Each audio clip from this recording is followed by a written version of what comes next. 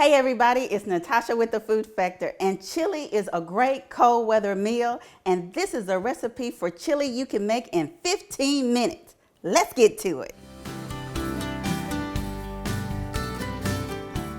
To start off, we're going to use ground beef, and we need to brown our ground beef. And you want to use medium heat, and don't forget to wash your hands after handling raw meat. After your meat starts to brown, go ahead and add your onions.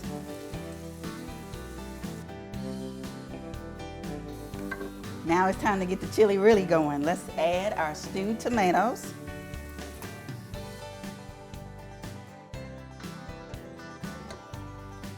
Now we're going to add our seasoning. You can also add a little bit of hot sauce if you want to make it a little spicy.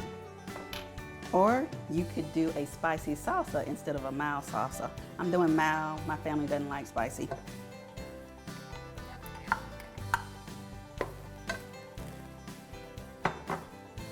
And then the protein kicker, our beans. And you're gonna stir all this up till it's well blended and it's hot. And then you're gonna be ready to eat.